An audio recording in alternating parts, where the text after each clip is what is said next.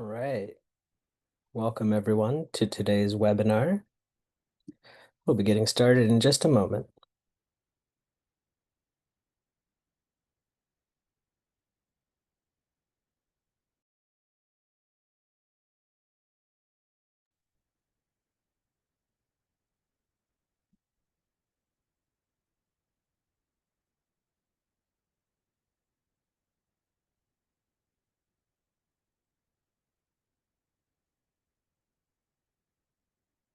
All right, let's get started with today's webinar. Hi everybody. My name is Daniel West. I'm with Auction Method. I wanted to, before we get started, do a quick overview of some of the places where you might find me and some of my other work. If you are not yet following me on LinkedIn, you can follow me here. Daniel P. West is my username, and you'll notice that there's a number of guides and articles presented here on my LinkedIn profile. The one that we're actually covering today is right here called Optimal Timing Strategies in Online Auctions. Also, these are tend to be sort of longer form content and they span a variety of subjects. You can also read blog posts by the Auction Method team, including myself, at auctionmethod.com, and you can follow those and subscribe right here to our blog announcements. With that said, I'm going to go ahead and get moving right into the presentation today. I'm going to open up this slide deck here. Here we go. And yeah, what we're talking today is optimal timing strategies in online auctions. Some of you may be brand new to online auctions, never having conducted one ever before, and some of you might be seasoned professionals. My hope is that today's webinar will give you some food for thought and inspire you to experiment and see what works best for you. Um, with that in mind, let's go over today's agenda. So, um, initially what I'm going to be wanting to do is encourage you to look at an auction event as an entire timeline, not just the bidding period, but to kind of consider the entire timeline for the whole event. We're not going to spend a lot of time on that. There's a little bit of nuance that I want to discuss between the discovery period for an auction and the bidding period. Most of what we're going to be talking about, though, is compression, speed, and the marketing cadence that goes along with it. And we'll talk a little bit about the best closing times for different types of asset classes and audiences. We'll cover a few other things, and then we'll deal with questions and answers.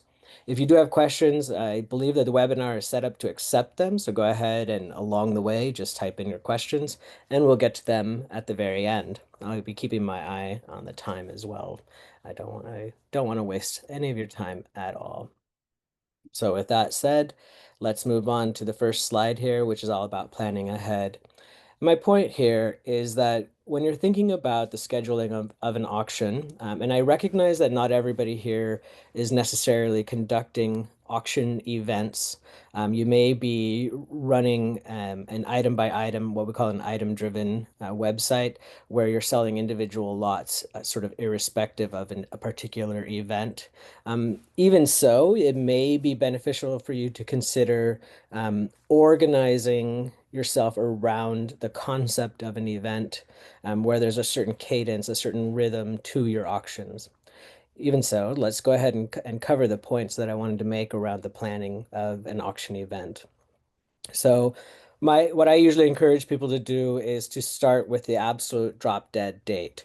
So for example, if you were doing a business liquidation, at what point do you have to hand the keys over to the landlord and be vacated from the premises, right? That's the drop dead date. And then work backwards from there and consider, for example, how much time is needed realistically to get out by that time to conduct the removal of the assets and taking into consideration then, how much time do you want to give people to make their payment? Is there a possibility of a relisting auction somewhere in there?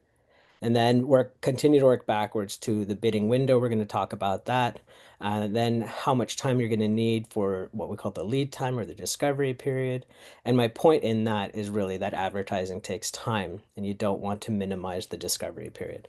we'll just go ahead and jump right into that. My point is to consider the entirety of the auction and not just when you want it to happen, the bidding period. So, those of you who know me have probably heard me talk about compression speed and timing a lot. The way that I always think about this with regard to auction activity is that we're talking about an auction engine, and the way that auction sort of engines or engines in general might work is that you have the compression of the fuel and then the timing of the spark that causes the explosion, right? And so, what we're talking about what I'm talking about when I'm talking about the compression is the compression of the bidding window. The bidding window being the period of time when users can come online and place bids on the items in your auction. So that's the more compressed it is, the more potential you have for great explosion. So of course there's sort of risk and reward there. But the point is that generally speaking, the more compressed your bidding period, the more power you're going to get out of all of the competition, all of the activity in the auction. And this is something that many online auctioneers struggle with, is that they're sort of risk averse and don't want to lose the possibility of receiving a particular bid early on. And so they oftentimes reduce the compression by opening up the bidding window, and they lose out on a lot of the potential as a result of that. And when I'm talking about speed, I'm talking about the pace of the auction during that window. How quickly are the items moving through? How fast are you going through all of the items?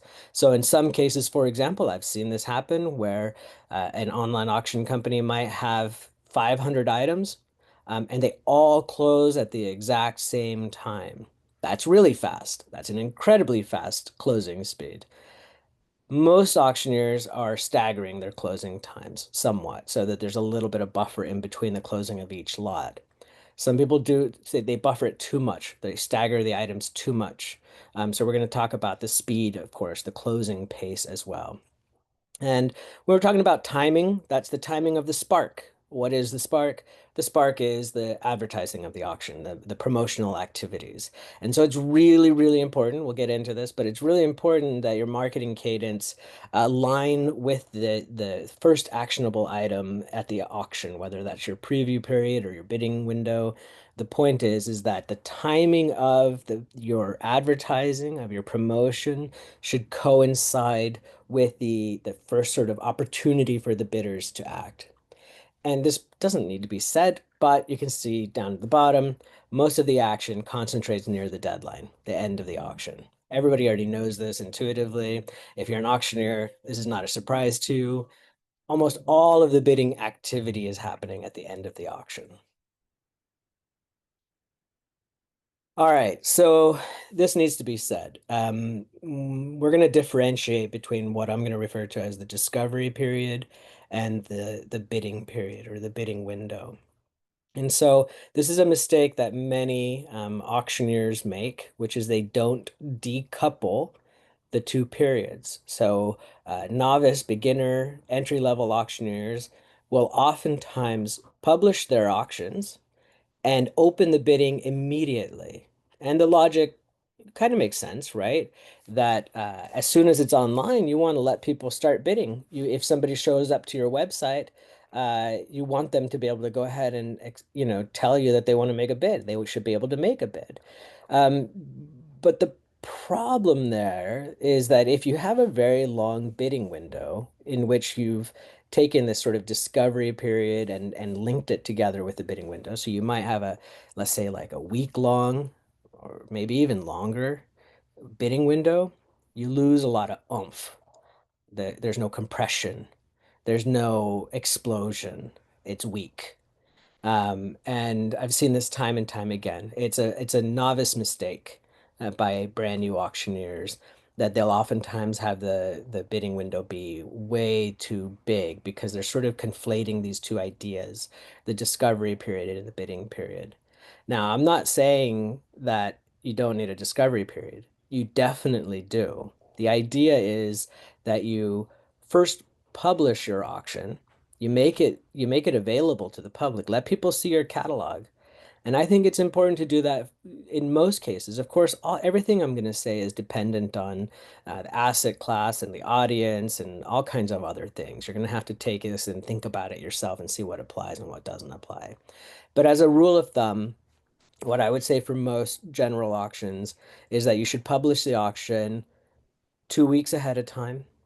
You don't open it when I say ahead of time, I mean ahead of the bidding window. Maximum 3 weeks. You really don't want the content to grow too stale, but 2 weeks is a good amount of time for your average auction to have it be published. I've seen people have a modicum of success with 1 week discovery periods. That's fine, if that works for you. But generally speaking, I think that you're publishing promotional activities. Typically, it takes like at least 2 to 3 weeks to kind of get the word out there. Um, the image here, by the way, is two trains, right? So there's the coupler in the middle. My point is that you actually want to decouple them. They're linked together, but you don't want to conflate the two. And so, one of the points that I want to make about the discovery period is that it is, in fact, good for the bidders because they can do depending on the asset class, of course, they can do their research and they can get their funds together and they can talk to most importantly, they can talk to their friends. They can help you to spread the word. Some of that takes time, right? Word of mouth takes time, but it does, in fact, work quite well. Someone might see something on your auction site and they know someone else who might be interested. It takes at least a few days at least for word of mouth to travel. I would say that for word of mouth advertising, you're actually looking at well over a week. But, and this one's really important, bots. And by bots, what I'm talking about are the crawler bots from Google and Bing and all the other search engines, right? And now the AI sort of scraping engines, if you will, that it takes time for these robots to come and crawl your website to find the content. And so you want to give them that time. They're not just because you publish something to your website does not mean that Google immediately is aware of it. You might luck out and they might come and crawl your website the day that you publish it, and they might automatically include all that information in their index and return you favorably in the search results. But you don't want to bet on that happening. It could be that they're not crawling your website that frequently. And so you want to give those bots a little bit of time to catch up with the new content on your website. Hence the desire to have sort of this discovery period of about, like I'm saying, about 2 weeks, 3 weeks max. If you go more than 3 weeks, you're not going to get a good return from the more time spent on the website, not generally speaking. But you want to give those bots a time to find the content. The other thing about the discovery period, depending on how what kind of asset sales you're conducting, um, it is a good period of time for you to get feedback from the bidders. So if you're always selling the exact same thing, you might not need feedback from your bidders, right? If you're always selling retail goods, for example, like store returns and that kind of thing, you probably don't need a lot of audience feedback and marketing research. But if you're liquidating a business that's in an industry that you don't know a lot about, it's really good to put the information out there and then you can get feedback from the bidders. They might tell you like that you lotted the auction incorrectly, and that there may be a better way to group items together, for example. And also the marketing research. You might during the discovery phase, you are advertising, you are promoting the auction, and you might discover that some of the channels that you were betting on are underperforming, and some of the channels that you didn't consider might be performing. You might actually discover new channels along the way. And by having this discovery period, you're going to give yourself a little bit of time to adjust your promotional activities to see to lean towards what's actually working. The idea, of course, is that you're ramping up your marketing. As soon as you publish the auction, you're going to begin the marketing activities. You're going to begin promoting that auction, but they're going to ramp up during this discovery phase, and hopefully the peak is going to be reached right at the time that the bidders can do something about it. All right, let's see here. Let's just keep going. So, compression and speed. This is critical, really critical. So one of the things that happens time and time again is that online auctioneers don't compress enough and they have slow auctions. So there's these two sort of aspects to it. So we're talking about the bidding window now. The discovery period's over. Now it's time for them to act. So there's the start of the bidding window and there's the end of the bidding window. Most of the activity is happening at the end of the bidding window, which is where this concept of speed comes in, right? But the point is in the beginning that you want that window as short as possible, as much as you can tolerate, make close it up, right? So, sort of if you're low risk, then maybe have the bidding period open between 48, 72 hours. That would be low risk. If you're willing to go high risk, a bidding window of like an hour or two works as well. I have seen multi-million dollar commercial real estate sales where the discovery period might be 3 weeks or more even, but the bidding period only lasts an hour. These are hot, exciting, fast auctions, and they work. They get people bidding. So the point is that you really want some explosion there. You want some fire. And so the shorter the compression, the smaller the bidding window, the more activity you're going to get in there. And activity begets activity. One bid yields another bid. That's how the competition sort of works. And you want that happening close together. You want a lot of reactivity within an auction. And the more compressed the bidding window is, the more reactivity you'll see among your bidders. The other thing about this short window, part of the psychology, of course, is this FOMO, this fear of missing out. What happens is people get a little bit worried, they get disturbed that somebody else is going to outbid them, and then they're not going to have enough time to respond. And so they're going to get their bids in sooner, earlier, right? And they're not going to wait until the end necessarily before they place their bids. And so they'll get their bids in early, which actually gives the rest of the bidders an opportunity to respond to that. And so you'll notice that with a highly compressed auction, the bidding activity it starts high and it stays high throughout the entire period. Whereas if you have a window that is less compressed, then you'll see that in the beginning of the bidding period, let's say you're at 72 hours of compression, you're going to see that it ramps up. The bidding activity is going to start sort of like people just, placing a few bids here and there, and then it's going to slowly build, build, build, build, build until it hits that crescendo at the end of the auction. Speaking of the end of the auction, you want this activity moving, right? You want people to see action. What kind of action are they seeing? They're seeing bids primarily, right? So, at least on the auction method website and on a lot of with our software by default, there's flashing happening. Every time bids are placed or you're outbid, there's a little color flash. You want a lot of that flashing. You want numbers changing. You want movement, right? That's what people want to see because the more movement they see, the more flashing they see, the more likely they are to get in there and place their bids now. And that's what you want. You don't want them waiting around until the last minute. So you want to drive up that fear of missing out by keeping this visible activity, right? It should be blinking at least, like it says here, every 60 to 90 seconds. And hopefully actually what you're looking at is that kind of activity throughout the bidding window, right? It's not going to be as likely to happen if you have a long bidding window. The activity then, if you have a week-long bidding window, that's not compressed at all. The bidding activity might be happening once an hour. That's terrible. That looks slow. It looks dead, actually. And nobody is interested in a dead auction. Uh, Um, the other thing besides, in terms of action, this visibility with the auction method software, most people use the sort of what we call the dynamic closing view. So some people refer to it as the live auction view that kicks in at the end of the auction. That's where the entire layout of the screen changes so that people aren't just browsing page after page. The items that are ending are right up front, and as they, as bidding is happening, they're flashing, and then as the items close, they move off the screen. That's ideal because that shows movement. It keeps this activity high. Part of the activity is items closing. So bids are part of the activity.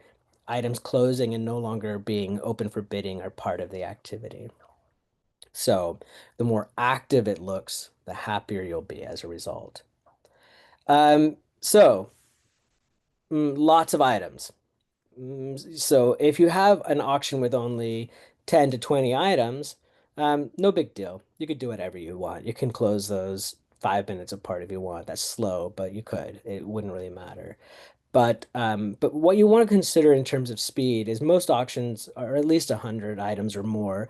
I mean, discounting real estate sales, for example. But for most personal property auctions, you're talking about at least 100 items. In many cases, you're talking about like 1,000 or more items. In which case, you want to use grouped closing. That means, or you might want to think about using grouped closing. That's where the staggering is set up to close a certain number of items every increment. So, for example, 4 items close every 1 minute. That would be grouped closing. You can also shorten the increment, the spacing between the items or between the closing, and make it even less than a minute. So, like 30 seconds is fine. So, if you have a lot of items, you could close 4 items every 30 seconds. And that sounds really fast. I mean, it is decently fast, but if you have soft close bid extensions, which you most likely do, then you're good. The 30-second closes is fine because as long as there's bidding, the soft close rule is going to keep the bidding open for those items. Speaking of soft close extensions, which again, everybody's using them nowadays, right? There is, as you can see at the end of the list here, there is an opportunity to, there are still reasons to use hard close settings in some cases, but almost everybody is using these bid extensions, soft close, aka anti-sniping settings. So with these soft close settings, if you want a fast auction, keep those bid extensions short. Don't reward bad behavior. Bad behavior, bad bidding behavior is placing the bid at the end of the auction. You're trying to, or at the end of the bidding window. You want them placing their bid as soon as they can. And so if you're giving them a lot of leniency towards the end of the auction, you're actually encouraging them to wait until the end. With soft close extensions, you know, 2 minutes, I'd say max. Most people are doing 2 minutes, but I feel like that should be the maximum sort of bid extension. Ideally, 1 minute or even 30 seconds, depending on how many items you have and how valuable they are. But personally, I think 1 minute bid extensions are perfectly fine. They still keep it going nice and fast and give everybody an opportunity to make their bids. 1 minute is a long time to be looking at your screen. And speaking of the bid extensions, like I said, I think that if you have this setup where you have high volume, sort of low stakes, low value auctions where you're just trying to burn through a bunch of stuff on a regular basis, hard close auctions actually work quite well. I love hard close auctions, and so do most bidders, but that's because it leaves money on the table for the sellers and auctioneers. All right, so now we're talking about the spark, the marketing cadence. So I already mentioned that you want to publish your auction 1 to 3 weeks in advance. Anything less than a week in advance, that discovery period kind of goes out the window. You don't get the benefit of the discovery period. Anything more than 3 weeks, the content is growing stale. People get it's old. So the idea is that you publish your auction. Now it's available, people can see it. And then your marketing activities should begin to ramp up as soon as you publish. And in the beginning, you want to do this sort of like this drip, where you're kind of just, you're not necessarily like if you have an advertising budget for your auction, you're not spending the majority of that money in the beginning during the initial phase of the discovery period. Right when you publish, what you should be doing is things that are really easy, to generate content and to generate viewership and to get people coming to the site to see what you have to sell. One of the most valuable tools that I've seen out there that most auctioneers are not using. Like again, if you know me, you probably already know where I'm going with this, but YouTube videos, in particular live streaming YouTube videos, they're hot. They will drive traffic to your site.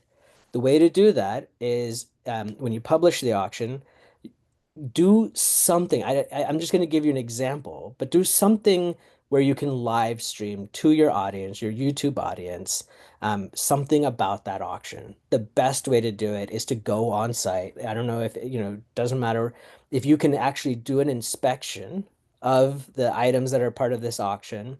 Then when you go live and you're live streaming, you'll be surprised to discover how many people come and are watching you as you walk around and talk about the items. So videos are not just visual, right? This is where your salesmanship, this is where your auctioneering sort of skills should come alive.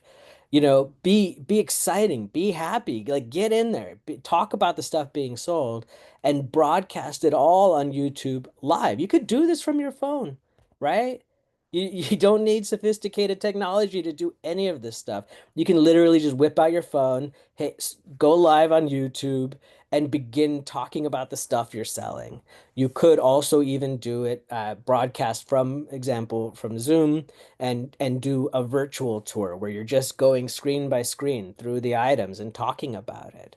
But the point is that and it's not just YouTube, right? The idea is that as soon as you publish, do the low hanging fruit right away, the stuff that doesn't cost any money. Start publishing on social media. Give people, and what I mean by that is don't just announce the event. Start showing the items that are going to be sold, right? You can easily do, 2 to 3 items per day. You can also group them together. You can show, 2 or 3 posts of groups of items, similar items that are being sold at the auction.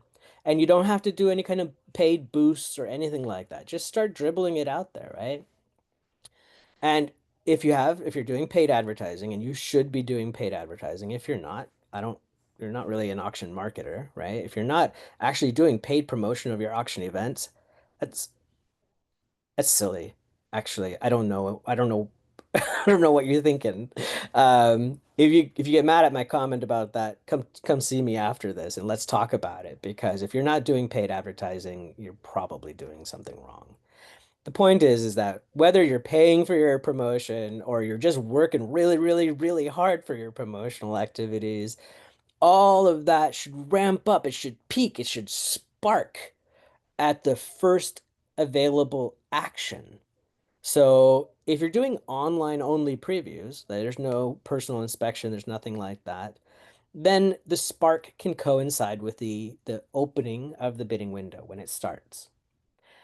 If you do have a preview period, though, where people are going to come on site and look around and all of that, then you want that spark to hit right at your preview period. It's the first actionable thing that a bidder can do is what you're trying to allow to have coincide. Okay. I do have a little note in here. This is not applicable to everybody, but sort of part of this scaling up in terms of advertising.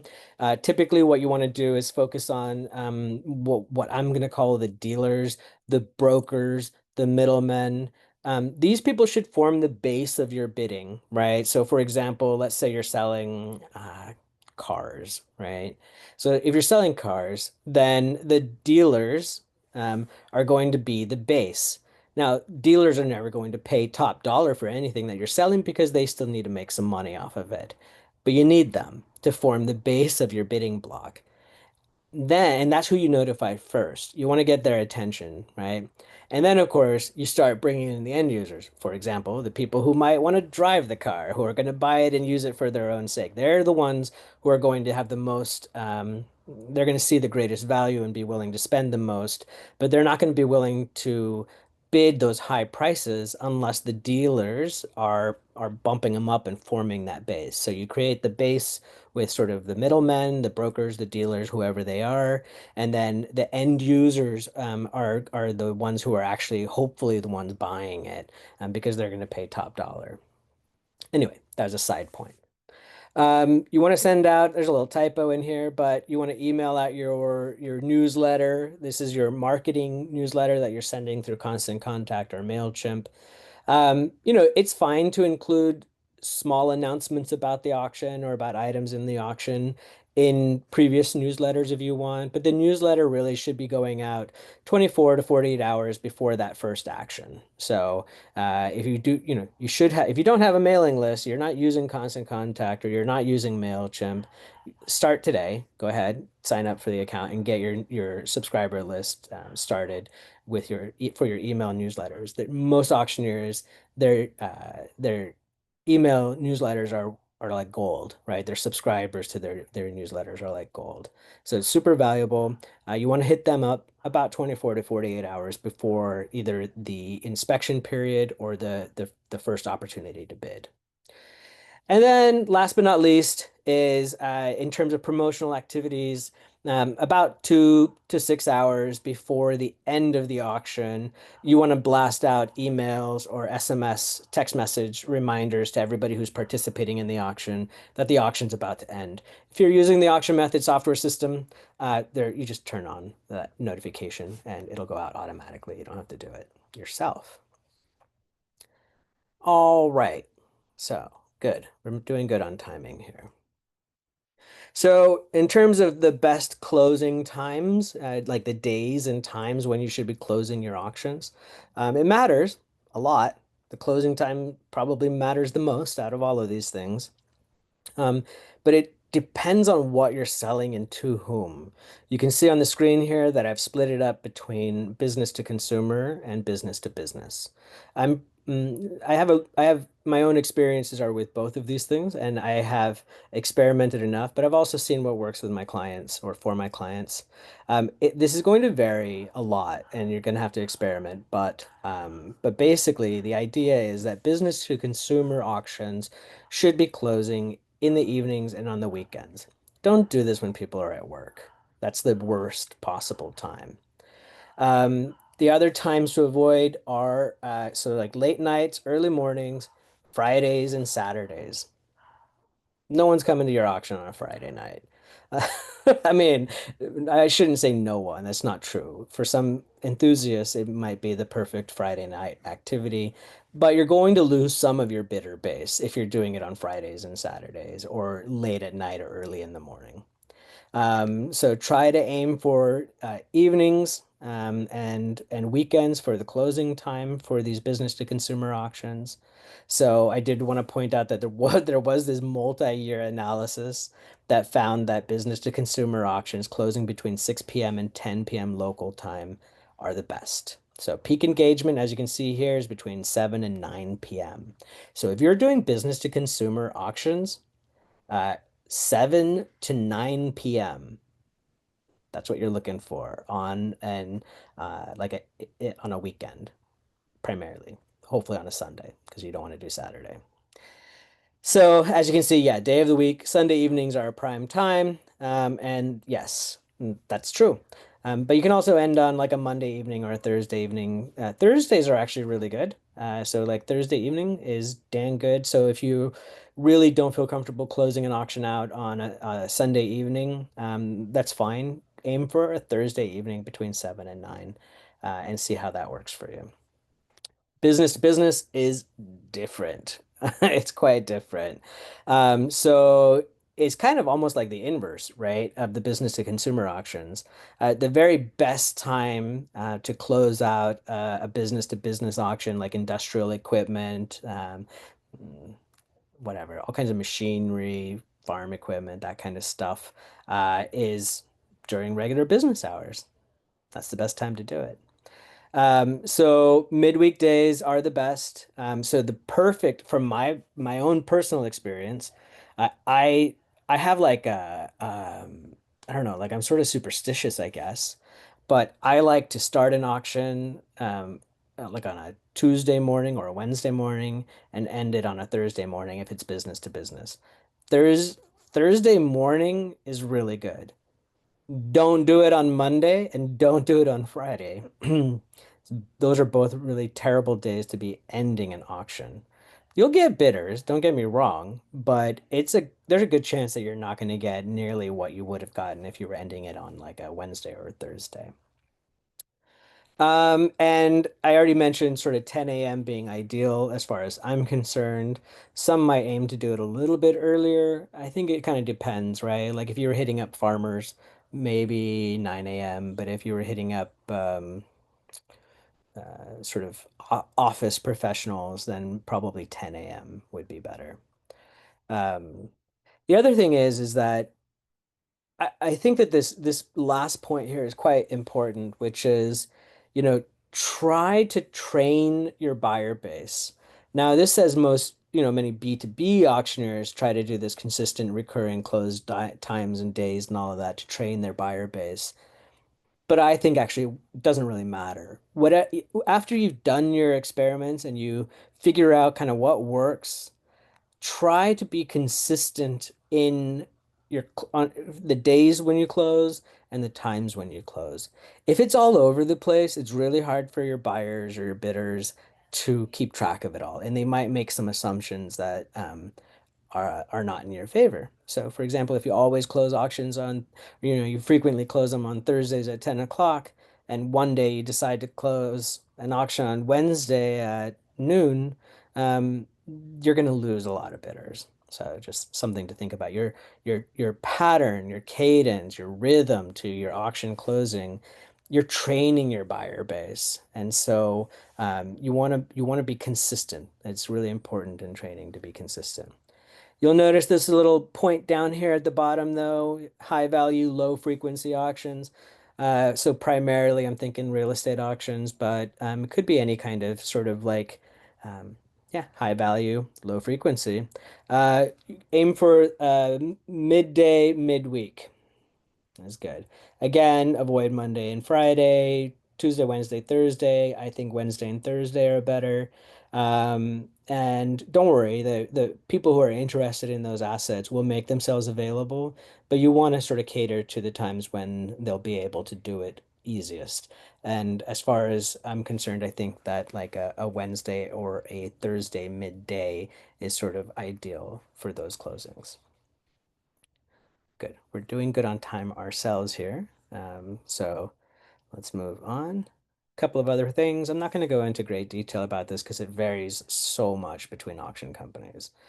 But you might want to think about this. So when you're considering the entire auction from beginning to end, think about sort of like what your needs might be around payment and removal. Um, in my own experience, it's because I'm a proponent of relisting auctions, meaning that a relisting auction being an auction that happens subsequent to the primary auction in which you're selling all the stuff that people didn't pay for. That's a relisting auction. Relisting auctions don't follow the same sort of rhythm as the rest of your auctions. It's really sort of like a mopping up or a cleaning up. The idea being that, personally, that all payments, the payment period, should end before the removal period. Why? Because I don't want to have to deal with people having already shown up to remove their items to pick up and then realize that, oh, well, after they've picked up, now I'm going to relist some items in a follow-up auction, but the people have already, some of the winning bidders have already come to pick up. It doesn't make any sense, right? The everything in the auction should be paid for before any of the removal begins. That's sort of ideal. I recognize that everybody has their own needs and that this isn't going to ring true for everyone, but consider the idea that everything should be paid for before the removal period begins. Then that the relisting auctions themselves are part of the collection process. So that means that the relisting auctions also should happen before the removal period. If you use relisting auctions and you do them, make sure that the relisting auction ends before the removal period and that any payments for the relisting auction as well are made before the removal period, then you'll find very little loss as a result of bad bidders not making their payments. So you won't suffer nearly the loss. The most perfect arrangement is to do your collections as soon as the auction's over, give people a reasonable amount of time to make their payments. If they're not paid in time, charge them a relisting fee, drop the items into a relisting auction, sell them off real quick. You'll get all your original bidders in there. Some people will pay more than the initial bid at the relisting auction, and you'll have all the items paid for, and you won't lose any of your oomph from all your promotional activities. And one thing to consider, if you haven't thought about it yet, is the possibility of using a pickup scheduling system.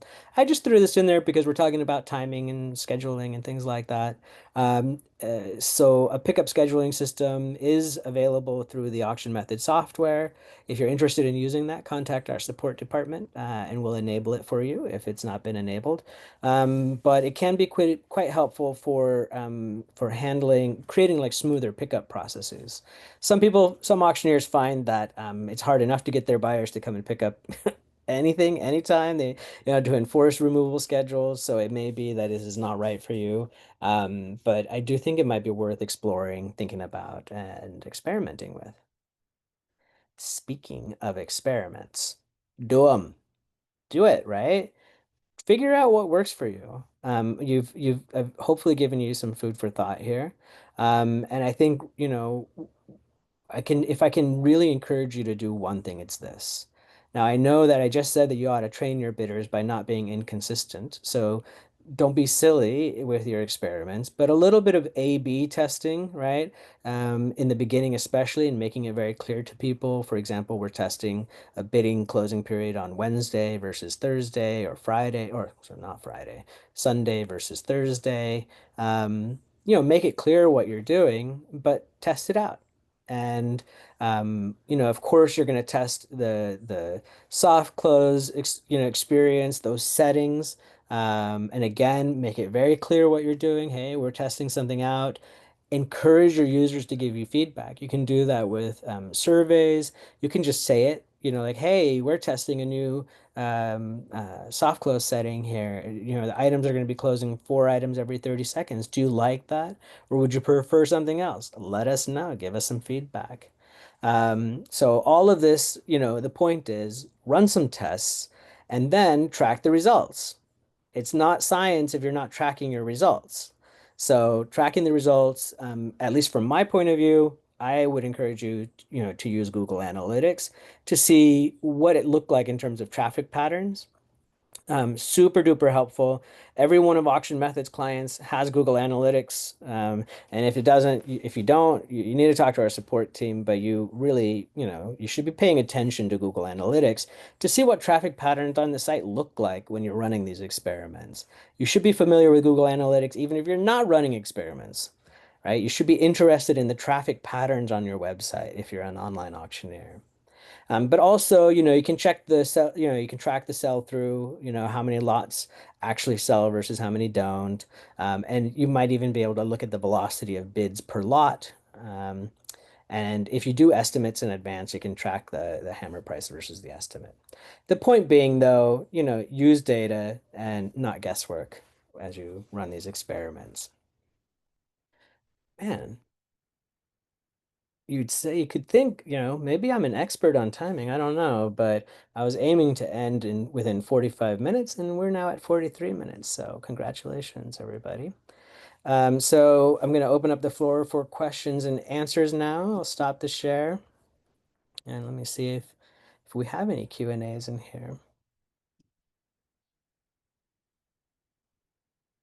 Wow, I answered all of your questions. This is really fantastic. All right. Well, this webinar will be available to everybody who registered for the event. So if you didn't make it to the live webinar, you'll still be able to view this video. I hope it was helpful to you. And please reach out to us if there's anything else that I can do to help you. Thanks. Bye.